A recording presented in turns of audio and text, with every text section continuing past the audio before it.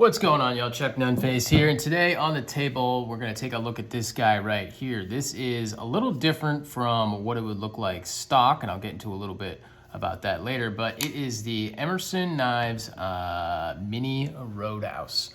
All right, so when I say mini, I don't mean it is really small. It's just smaller than the regular full-size Roadhouse. So Emerson does that for several models. They do it for the CQC 15. They have a mini and a super and and obviously the standard size. They do it for the Commander model. They do it for, what else do they do it for? The CQC 7. They do it with the Sheepdog. They do it with the 8, which is going to be your Horseman. So they do it for several of their models. So in theory, it makes it a little bit more EDC friendly in that regard when it is sized down just a little bit. But if you've been following me on Instagram at Chuck Nunface, or sorry, I should say at Chuck_Nunface, you would have seen that I've been posting a lot of this lately. I've been doing little polls on Mondays saying, which one do you want to see for the rest of the week? Well, I'll hold, 2 knives, and this is the one on Instagram that was chosen for me to carry for the week. So, getting into it a little bit, it does have about a 3 and almost a ½ inch blade, about 3.4 inch blade. On this with the Tanto grind, and it's also got not a true chisel grind, but it has a V grind, and then but it's really only the secondary bevel is only on one side of the knife, so the presentation side, and it's not on the other side, so that is just done flat. There's a slight, ever so slight micro bevel on this side right here, and that's really from stropping and sharpening on my part, but it's just ground like that. So Emerson does most of their knives that way, where they'll have it'll be a V grind and not a true chisel, I should say, where it will be ground on both sides, but the secondary bevel is only put on one side of the knife.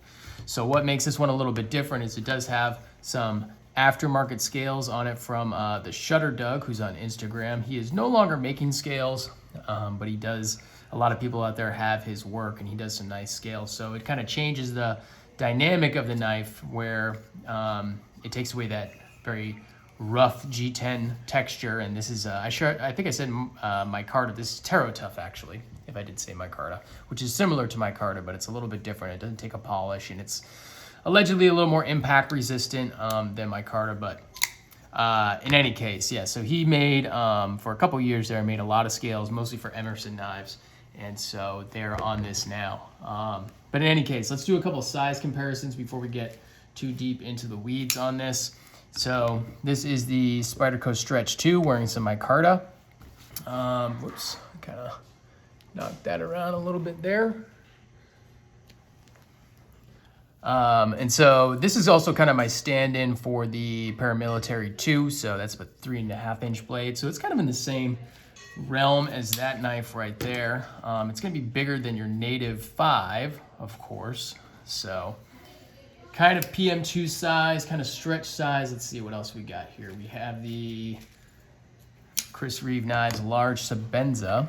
So it's really not too far off from the Large Sebenza. You notice the handle is virtually the same. Emerson's are known for making a little bit larger handles, but the blade is a little bit shorter than the Chris Reeve Knives Large Sebenza. Let's see what else we have here. We've got the ZT Knives 0640, another Emerson design, but not produced by Emerson. This one is produced by ZT, of course. So ZT is going to have a little bit longer blade right there and a little bit longer handle. But you're kind of getting the sense that this is definitely, while it's a mini, it's really kind of a mini in name only, because it's not really smaller than a lot of knives. Right there is the Hinderer XM18. So really almost the exact same size as an XM18. Maybe just a tad, let's see, a tad longer. Hard to tell. The handle's a little bit longer on the XM18, and the blade's about the same. The blade on the XM18 should be about 3.5 inches, so it's just a tad bit longer. But yeah, very close to the XM18. And finally, we will go ahead and compare it to the full-size Roadhouse right there. So that's your full-size Roadhouse. Emerson also makes or made a Super Roadhouse, which is going to be sized up even a little bit more. So the Super Roadhouse is about a 3.75 inch blade. So it's going to come in bigger on the blade, bigger on the handle, and this is from 2011, and it's got a G10 that's a little bit different from your typical Emerson G10, and there is actually, just for kind of do triple size comparisons right there, we'll do the Emerson CQC8, which is not a super, but it is just a big overall knife. It's not super wide or broad or tall in the blade or anything like that, but it is just big overall. So it's a pretty tall knife. So that's a pretty cool one as well. So yeah, the Mini CQ, or sorry, I'm getting confused myself. The Mini Roadhouse is definitely not a small knife. I mean, it fits in the hand very well. So I did carry this. I've had it for a couple of weeks. I did carry it exclusively for a week, and I used it for some light cutting tasks. I didn't have anything major to do with it. And, you know, I peeled some apples at work, broke down some boxes, things like that. And yeah, I was pretty satisfied in using it. I definitely was. Couple of things that is just something that you want to know about all Emersons, and you know, they're not known for their super snappy action. Now, they've definitely done more in the action department lately, as far as deployment goes, where it'll snap out a little bit more ease. But this knife, for a long time, Emerson was doing double detents. All right, so you can see it. This one is no different. It has your standard detent on the titanium lock side, and also on this steel insert side, there is a secondary detent that you might be able to see in there. Yeah, you can see it a little bit better if I open up the blade. That presses up against, there's a tab in there, and there's a detent ball that presses up against the blade as well. So, and that's designed, I believe, just to kind of give it that hydraulic action. I mean, it really doesn't do a whole lot to keep the blade from shaking out. It can be shaken out if you give it a good hard shake. But you know, Emerson has done a little bit differently in recent years. Since they've kind of phased out. I believe they started in 2015 or 2016. They started phasing out that double detent, and they went just to the single detent, like most other knives out there. Which, you know, I definitely think is it's a net positive. You see on the full size Roadhouse. This is from 2011. Like I mentioned, it has that double detent as well. Let me see. Actually, I'm carrying one today. Here's a new Emerson, and it only has the single detent. So this is the EX100. More on this one at some point in the future. But yeah, they've kind of gone just a single detent only. So, you know, it's definitely not the super snappy, super fidget-friendly knife or anything like that. But that's never what Emersons were made for.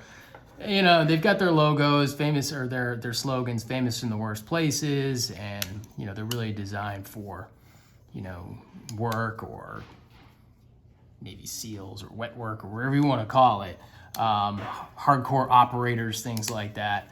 And so there's definitely that mystique, and you can either be part of that or buy into it if you're not really part of that, or you can just kind of appreciate the knives, you know, for what they are. And there were knives that I definitely didn't really appreciate several years ago, when really my focus was more on, you know, your drop shut action, the latest bearing knife, you know, all the super steels and everything else, which, you know, I certainly appreciate steel choice and everything. And, you know, I wouldn't mind seeing some different offerings from Emerson knives besides, you know, the 154 CM that they've used for however many years, 20 plus years that they've used in their knives. I certainly wouldn't mind seeing some different options as far as steel goes. But I've really kind of come in really recently, I've been on a bit of an Emerson run, and I've really come to appreciate the rugged simplicity of their designs. They're pretty much no nonsense. They're not flashy. They're not fidget friendly, so to speak. They're definitely tools.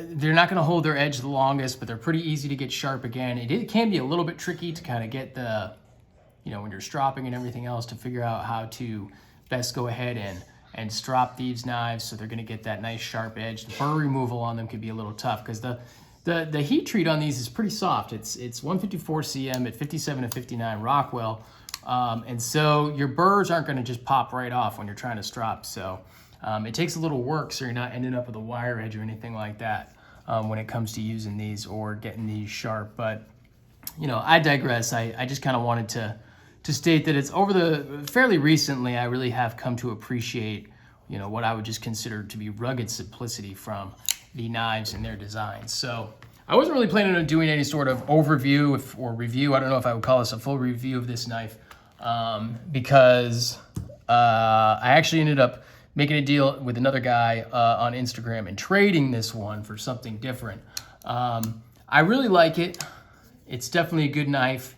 If you like something that's a little bit smaller, if you like the design of Emerson's, but you don't want something that's, you know, going to be a big kind of honking knife, like the full-size Roadhouse, or, you know, the CQC8, where you've got, you know, what a lot of people would consider a lot of extra handle.